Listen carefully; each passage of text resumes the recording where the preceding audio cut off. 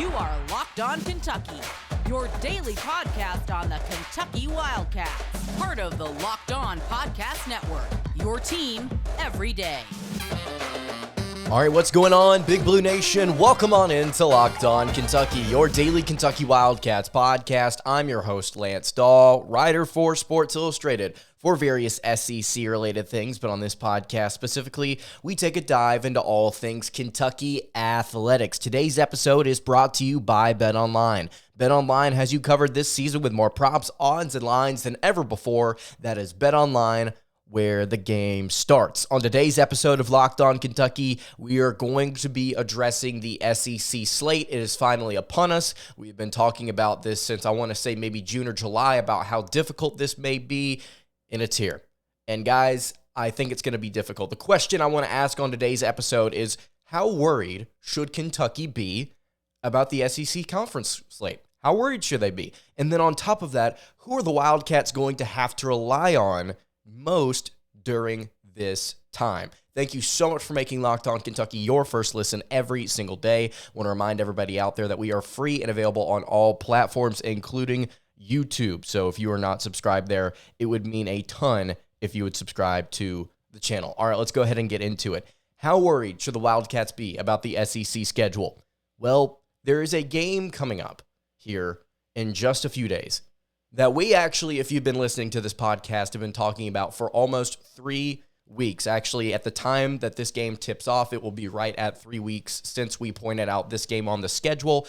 We have been saying the SEC opener for the Kentucky Wildcats will be a challenge, and we were told to watch this team with interest. Well, I want to go ahead and tell you, the Missouri Tigers, who are not looked upon fondly by KenPom, I would say, and some other metrics out there, they went, as we suggested, 2-1 during their 3 games before they played the Wildcats: Kansas, UCF, and Illinois. They were blown out by Kansas, who is one of the better teams in the entire country, who the Wildcats will actually have to play. We'll get to them in just a little bit, actually. UCF, they beat by 2. And then at a neutral site against a top 25 team in Illinois, I believe they were ranked 16th at the time that this game occurred, the Missouri Tigers beat Illinois 93-71. They beat them 93-71. And if you've been listening to the show, you know that the Tigers have a very, very serious offense. In fact, I want to roll a clip from the time that we talked about these guys on December 7th, just a few weeks ago. Let's go ahead and roll it. Speaking of a team that I think that we need to take seriously, that I did not expect that we would have to take seriously, the Missouri Tigers. Okay, hear me out. They are currently 8-0, right? They play no defense. They have played nobody worth a rip. But they're fun. And on top of that, I think they're going to be interesting because of where they fall on the schedule for Kentucky. Missouri plays with an insane amount of tempo. They're second nationally in points per game at 93 a night. They've got a dude with a really cool name named Demoy Hodge. That's D''Moi Hodge. That's such a dope name. He's currently averaging almost 17 a game for them. He's shooting 50, 40, 80, which is nuts. Missouri also has a first-year head coach. I don't really trust yet because they've not played anyone, but definitely an interesting team to watch. Kentucky plays them to open the SEC slate here on December 28th. That is a space to watch for the Wildcats. So you look at Kentucky, there are 3 games before that. Yale, UCLA, Florida A&M, right? You get a little bit of a reprieve there after you play UCLA. You've got to keep them on watch. For Missouri, though, there are 3 games before they play the Wildcats: Kansas, UCF, and Illinois. If they get through that 2-1, we sit up and we pay attention. This is a team that I think we need to take seriously because of how well they're shooting the basketball right now. Playing in Columbia, if that team is ranked, okay, if that Missouri team is 10-1 and they are ranked by the time that we get to play them, that is going to be an interesting game. You know how whenever you get into playing a video game at home and you're just hanging out on your couch and you're kind of in like this relaxed position, and then as the game starts to progress, you realize that things are a little bit more serious, your opponent's actually a little bit better than maybe you anticipated, and you start to sit up. You start to pay attention, really, really get into what's going on. If the Wildcats don't do that heading into this game, if they don't sit up in the chair and play the game the way that they know they can play it, it's going to be a very, very tough challenge. Missouri, like we just talked about, very, very good offensively. Their defense is not particularly good. In fact, they're actually one of the worst teams in the nation in terms of offensive rebounding. Could be a great spot for Oscar Tshiebwe in this matchup if he does not draw fouls like he has as much this season. But point being, this is one of the most efficient offenses in the entire country. It's going to give Kentucky problems. I know it is. Do we know? Let me go ahead and tell you why this could be a really, really rough game for the Wildcats right out the gates in SEC play. Let's go back to the Michigan State game. You know what gave Kentucky fits in that game. And it was Tom Izzo drawing up stuff at the end of regulation and overtime on the offensive end that Kentucky defensively did not have an answer for. It was pulling players away from the basket, and it was getting looks at the rim. This is what Missouri does so well. If you want to go back and watch that Illinois game, several times they caught Illinois sleeping on action where they would set two screens and they would have somebody on the opposite side of the half court cut to the basket. It would be perfect distraction. You are going to see so many different slips and things like that to the basket in this game, and I really, really hope that Kentucky has been doing their scouting and they're prepping for this because it's going to happen a lot. They are one of the best teams in the entire country in two-point percentage. They shoot 61.6% inside the arc, do the Missouri Tigers. And the weirdest part about it is you may say, well, they've got a bunch of tall players. They just go run and dunk. They are 309th nationally in average height. They're one of the shortest teams in the entire country, and they are getting to the rim and they are finishing. That is a sign of really, really good X's and O's on the offensive end. Dennis Gates, the head coach, first year at Missouri. He spent 3 years prior to that at Cleveland State. Before that, he was not coaching in Division I. This guy is going to be interesting to see what he does with the Tigers moving forward. But I'm telling you all of this to let you know that last year, whenever Kentucky played against Missouri, it was a cakewalk, right? Kentucky just kind of blew right through it. Oscar Shibway had a really good game. If I'm not mistaken, somebody in particular broke an assist record in that game. Maybe, maybe not. But point being, this was a really, really easy contest for the Wildcats last year. It's going to be in Como this year. It's going to be serious. We need to be aware of what's going on so that this doesn't shock anybody. And to be honest with you, after that UCLA loss, I don't think this game is going to be shocking anybody. I just don't. I think that people are kind of going to be not necessarily accepting, but just understanding that this, if a loss occurs here, it happens, right? Because it's not going to come out of the blue. So the Missouri game is one thing, the opener. But you need to look at the rest of this SEC slate, and I'm going to go ahead and give you my prediction for the Wildcats for the rest of the season, what their record is at the end of the year. So right now, Kentucky is 8-3. I'm going to go through the rest of the SEC slate right now, and I'm just going to tell you, I'm not going to tell you which games they win and lose. I'm just going to run through it. If you want to count on your hands with me to kind of count up wins and losses, you can absolutely do that. There's Louisville and there is there's Louisville and there is Kansas as the non-conference games that are left. We're going to count those two, even though we're not going to count them towards their conference record. So you got Louisville after Missouri, LSU at home, at Alabama, South Carolina at home, at Tennessee, Georgia at home, Texas A&M at home, Vanderbilt on the road, Kansas at home, Ole Miss on the road, Florida at home, Arkansas at home, Georgia on the road, Mississippi State on the road, Tennessee at home, Florida on the road, Auburn at home, Vanderbilt at home, and to wrap things up, you've got Arkansas on the road in Bud Walton Arena. So if you want to go pull this schedule up, you absolutely can. Give your predictions in the comments below. Right now we're 8-3. What do you think we finish? Do you think Kentucky gets to 20 wins after hearing all of those tough contests? LSU, A&M. You get to play Kansas at home. You get the game that we thought Kentucky was going to kind of double down on the blowout that they gave the Jayhawks in the Fog last year. Don't know if that's necessarily going to be happening this year, just based on what we've seen. You've got two games against Florida, 2 games against Arkansas, 2 games against Tennessee. Does Kentucky get to 20 wins based on the way that they played? I mean, there's absolutely a possibility that they do. Heck, they could win out for all we know. We don't know. But based on the product that we've seen, I've got them going 19-12, 10-8 in the SEC. That's just what I've got. And you may say that's insane, Lance. What the heck? That's 19 wins. That's crazy. It's only, according to KenPom, 2 conference wins off of what they predict. I've got the Wildcats losing 2 more games than KenPom does. And you may say, well, that's a little pessimistic. Oh, yeah, Ken Palm thought we were winning the UCLA game, if I'm not mistaken. Earlier in the year, they thought that we were winning that one. They also thought that we were beating Michigan State. So it doesn't really necessarily matter what the projections think or what I think, right? It's all about whether or not Kentucky can kind of churn things around and get things together. They're going to have to get some of these guys playing really, really well, kind of heating up. And there's one guy in particular outside of three collectively that I want to highlight here. Who is Kentucky going to have to rely on the most during this slate? I want to get to that in a second. But I want to let you guys know, did you know that driving high is considered driving under the influence? In fact, driving under the influence of marijuana is against the law in every single state, even in states where marijuana is legal. That means driving high could get you a DUI.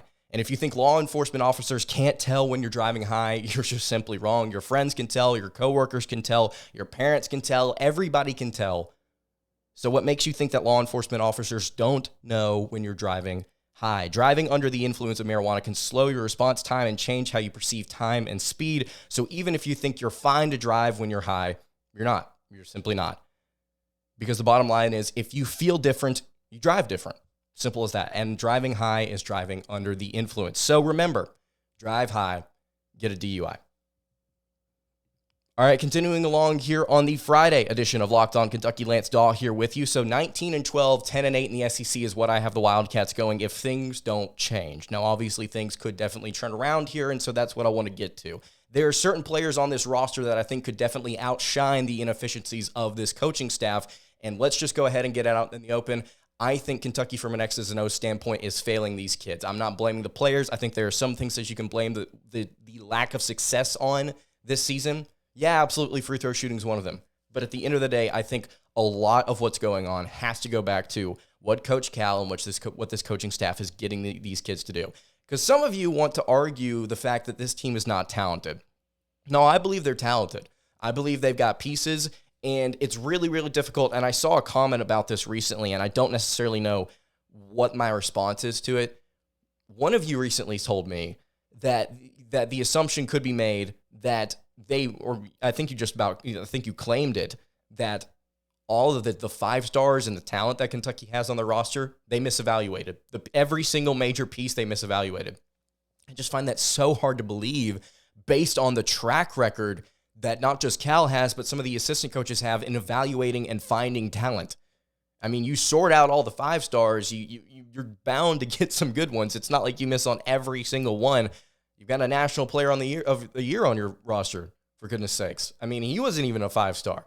So obviously, talent evaluation is something that this coaching staff isn't terrible at. So I wouldn't necessarily say that they've missed on every single player. I think Chris Livingston is good. I think Cason Wallace is phenomenal. Obviously, Oscar Shibway is really good. I think you've got pieces on this roster that just have not been developed in the proper way, or at least, maybe I shouldn't say that. They've not been utilized in the proper way in this college game. They're not being given the right tools, and they're not being told to do the right things, I think, especially when it comes to what's going on the offensive end. 3 players I want to get to here that I think Kentucky is going to have to rely on the most heading into this SEC slate. And again, it all starts with the Missouri game. I don't know why, I just got a really weird feeling about this season.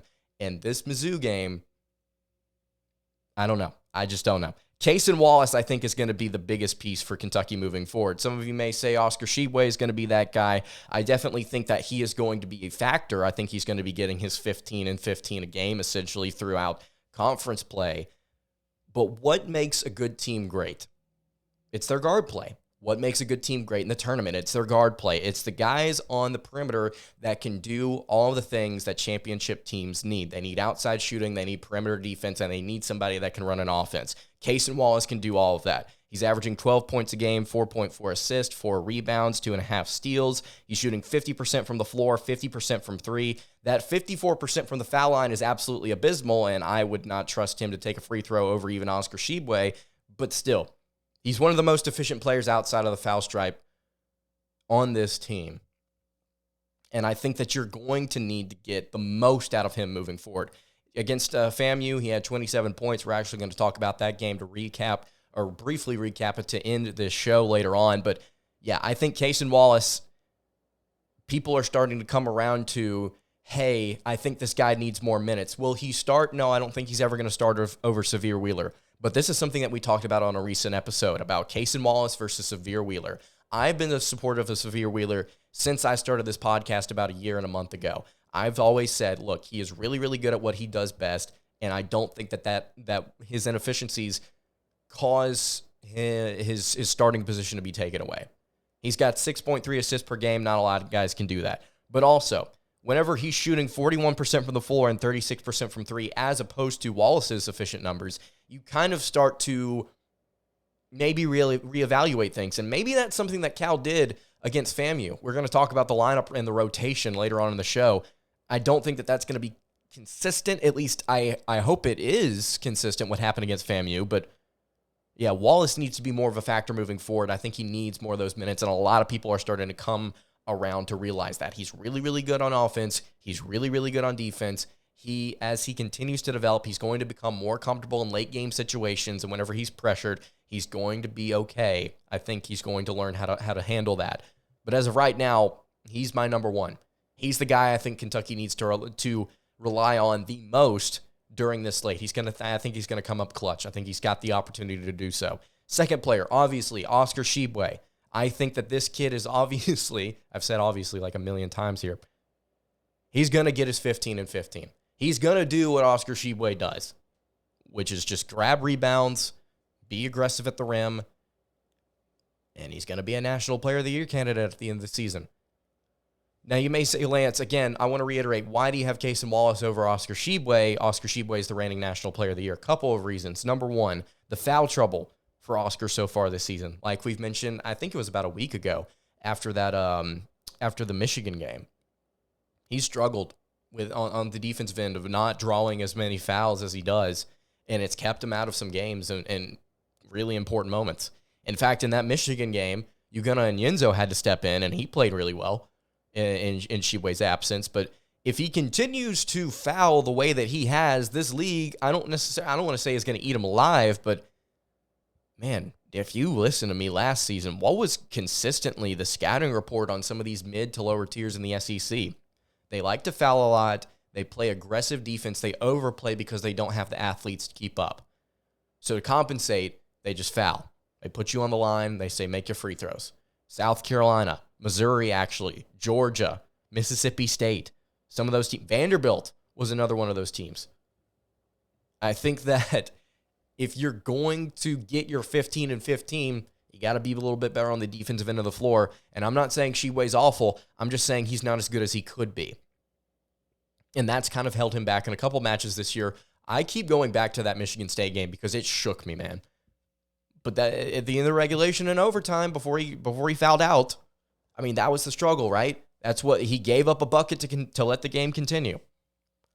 So while he is offensively dominant and he's really, really good at what he does best, I think that Cason Wallace's value, if he meets the expectations that a lot of people have set for him, is going to be more prominent, I think, in some of these close games if Kentucky is to win them.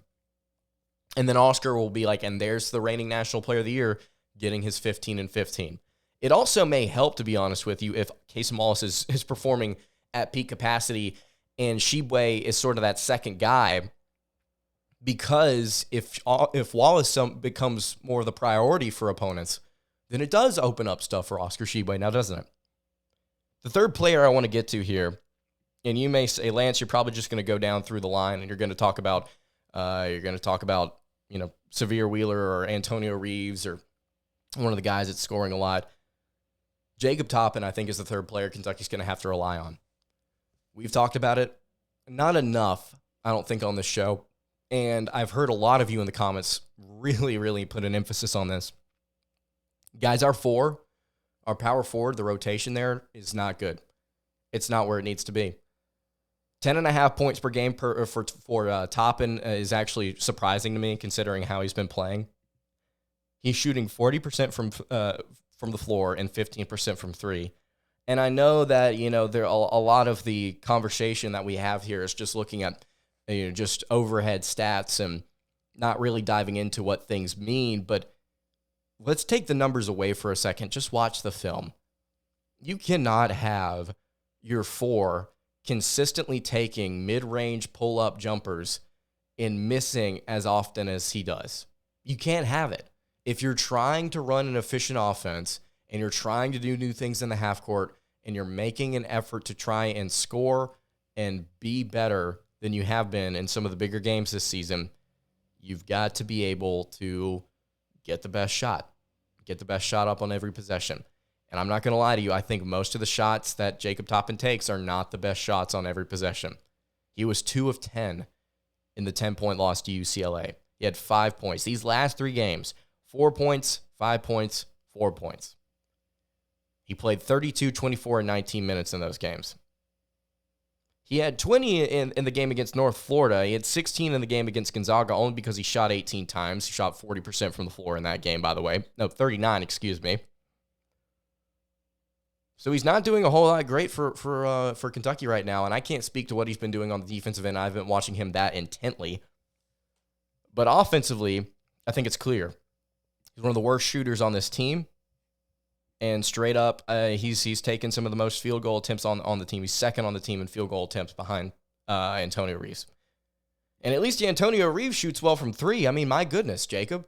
He's got to find a way to get out of this slump. And we thought heading into this year, after what we saw him do against all those teams in the Bahamas, we expected him to maybe take a little bit of a step forward, right? And that's not happened. And the presumption from me was, whenever we discussed his player profile heading into the season, that, hey, he's going to get some opportunities here in this non-con slate to kind of really fine-tune some things. Get comfortable. Do what you were doing in the Bahamas and really get comfortable against some better competition. He's not done that. Kentucky needs him to be better down the stretch. They need him to perform. And is he going to do that? I'm not going to sit here and tell you whether or not he is or he isn't, because I don't know. We don't know. Kentucky could lose all their games. They could win them all. We don't know. But Jacob Toppin, it has to be better. That is one of the weakest positions on this team. In fact, I would probably argue that it is the weakest, because even Severe Wheeler does what a point guard does well. Antonio Reeves does what a shooting guard does well. Chris Livingston at the 3 does what a small forward does well. You know, like you've got to find ways to get Jacob Toppin better shots, or tell him to stop taking the ones that he's taking, because it's not working. You remember Keon Brooks, right? You remember Keon? He's currently at Washington, and he's averaging like 16 a game. In his most recent game against Auburn, he took probably 500,000 shots. He probably took 500,000 shots, and he only hit just a few of them. In fact, I'll pull it up for you right here. Keon Brooks was 5 of 11 from the floor. No, 5 of 11 from inside the arc, 1 of 5 from outside the arc. So dude was 6 of 16. And you may look at his overall stats and say, oh, look, he's averaging 16 a night. You know, he's averaging this many rebounds, this many points, this many assists. He's just, for that team, he's just their go-to guy. He's the ball hog. And I know that's a negative connotation there, but he's the one that gets the ball and he holds on to it and he shoots it. And just because you have really good counting stats does not mean that your efficiencies are, acceptable. And so for Jacob Toppin to be averaging almost 11 a game, but shooting as poorly as he is not acceptable. It needs to be better. And I'm not sitting here criticizing his character. I'm not sitting here criticizing who he is as a person. He's an insane athlete. We all know that. But he's got to be better with his shot selection. I think that's what it comes down to at the end of the day. All right, I've got some thoughts about this Florida A&M game. I set some parameters around this one, and Kentucky accomplished that. Before I get to kind of breaking it down, though, as we finally head into this Christmas weekend, just want to remind you guys, if you're watching on YouTube, please subscribe to the channel. It would mean a ton to us here at Locked On Kentucky. We are really, really close to 2,800 subs. Let's see if we can get there. Again, really appreciate everybody that's been leaving reviews, been commenting. Really, really enjoyed some of the conversations that we've had, not just on YouTube and podcast, but also on social media. If you want to follow the socials, at Locked On UK on Twitter is where I primarily reside. Again, thanks so much to everybody out there supporting the show. All right, wrapping up the Friday edition of Locked On Kentucky, Florida A&M 68, Kentucky 88. On the surface, it may not seem that bad of a game, right? 88 points for the Wildcats. I said they needed to score at least 80. They did that, and they were very efficient in doing so. But there are some question marks, some just kind of moments where I'm just like, what? Like, why did this happen? And let's start with that 68 points. So the Rattlers, in case you are wondering, are one of the worst teams in the country. If you did not watch our preview episode just the other day, Kentucky played one of the worst opponents in the entire nation. In fact, I can go ahead and count it up for you. They have scored more than 68 points one time. That would be one time, Bill, before they played the Wildcats. And it was in a game against Albany State, who is, I don't even know if they're Division I, to be honest with you. I don't think they are. They won that game in overtime. Scored 70. Albany State scored 65. According to Kim Palm, they are one of the worst offensive teams in the country. In fact, they are the they are the fifth worst offensive team in terms of adjusted efficiency. They had not scored 32 points up until they played the Wildcats in a half. At halftime, it was 42-32 in favor of Kentucky. They shot 52% from the floor. And get this, they shot 56% from three. They shoot 40% from inside the arc, and they shoot 32.3% from outside on average. They shot 87.5% from the foul line. They had less turnover. Nope, they did not have less turnovers. I'm sorry. I thought Kentucky had 15. They had 12 turnovers. Only 12. Even though they turned the ball over on 26% of possessions. Let that one sink in. I'm just going over some of the overall numbers here, but you had to watch it to kind of understand why it happened. So Kentucky decided to rotate in some other guys, took half their starting lineup out in this game. It was Chris Livingston and Lance Ware instead of Jacob Toppin starting for the Wildcats in this one. So it was Livingston, Ware, Shibway, Wheeler, and Wallace.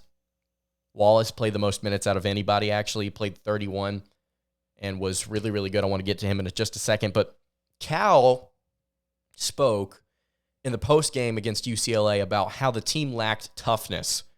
Talked about that recently.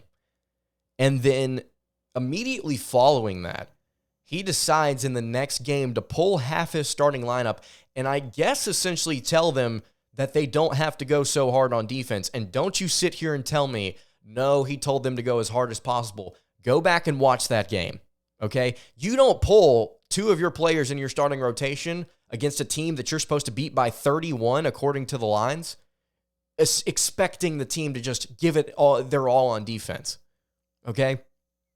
There was a specific scout put in place to say, here's how we're going to run this rotation. We're not going to play tough defense because of what's coming up. We're going to rest a little bit, and we're just going to let things rock. In fact, Oscar Tshiebwe only took 6 shots in this game. 6. They just let things kind of be. They let Cason Wallace shine, and they let the rest of the team just kind of rock. C.J. Frederick played really good off the bench. Antonio Reeves shot terribly but had 10 points. Wallace was 10 of 15 from the floor, 5 of 6 from 3. He had 9 assists, 4 steals. Again, I'm telling you, if you give this kid minutes, he's going to shine. He's not going to do that against every single team. Again, this was Florida A&M, for crying out loud. But Cal talks about toughness one game, and then the next, he just doesn't he doesn't coach them to be tough. He just do what you want on the offensive end and let them do whatever the heck they want. I don't understand that philosophy, because here's the thing. It's one of the worst teams in the country, right? That much is clear. They were terrible. They looked awful whenever Kentucky wanted to actually apply some pressure. Kentucky got out to a really hot start in this game. And then the mentality, I guess, kind of set them like, oh, we're going to beat this team. It's whatever. You can't preach one thing and then do the opposite, regardless of whatever the opponent is.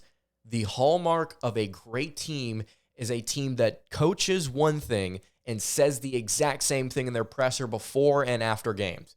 You look at the Georgia Bulldogs. They teach toughness. They teach really, really sound defense. They teach aggression. And what do they do against every single opponent that they play? They play hard. They fight. Every single opponent, does not matter how bad they are or how good they are.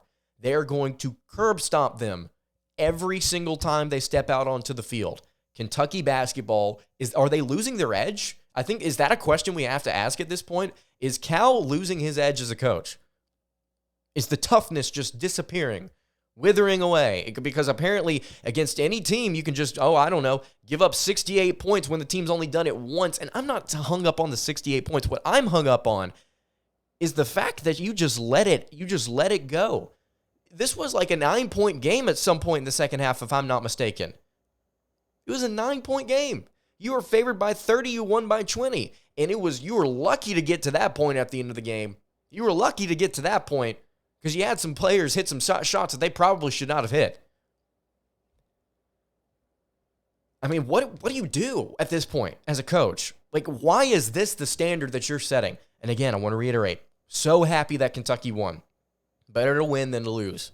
And I'm not going to sit here and say a win is a win because I don't believe in that philosophy, especially not with what Kentucky is trying to do to get to the NCAA tournament. I hope you guys understand. If we go 20-13, if we go 20-12, 20-11, something like that, and we don't step it up against the big boys on our schedule, we're going to have a tough time getting a really good spot in the NCAA tournament.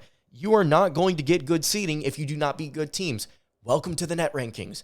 Welcome to bracketology. You've got to win the games that matter. I do not care that a win is a win. You've got to beat the teams on your schedule that are good, and you've got to beat the teams that are bad on your schedule by as much as possible. Because now, numbers are everything. In college football, college basketball, numbers are everything. How you beat an opponent is incredibly important. And it was a 20-point win, so this is probably not going to be a big talking point on anybody's notes whenever the NCAA tournament whatever committee gets together and defines the seeding. But for us as fans, I think this is something that we should be paying a little bit more attention to because of how this game unfolded against the opponent that it unfolded against. I think it's unacceptable the way that this team is being coached right now in terms of physicality and defense and toughness, because you can say, we need more toughness, we need more physicality, we need more this, we need more that. Brother, you had a whole offseason to put that together. Don't sit here and tell me that it's all of a sudden difficult to get this team to play with toughness. You've been doing it for a decade. Why is all of a sudden it just disappearing? You needed more toughness against UCLA. They scored 63 points. It's one of the better offenses in the country. What are you talking about? I do not understand some of the complaints that Cal had. And don't even get me started with it's getting tougher to play here or coach here, or whatever the heck he said. Expect better. Expect better performances. As a fan base, we need to expect better from this coaching staff. I do not get it. I do not understand it. That's going to do it for today's episode of Locked On Kentucky. I'm so frustrated and fed up with the way that this coaching staff has just kind of handled things.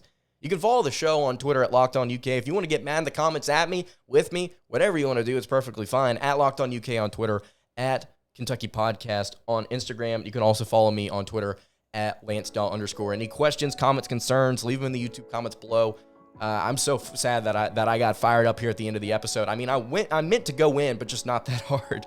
Again, I will see you all on Monday. Hope you guys have a Merry Christmas, and God bless. Really appreciate you guys listening.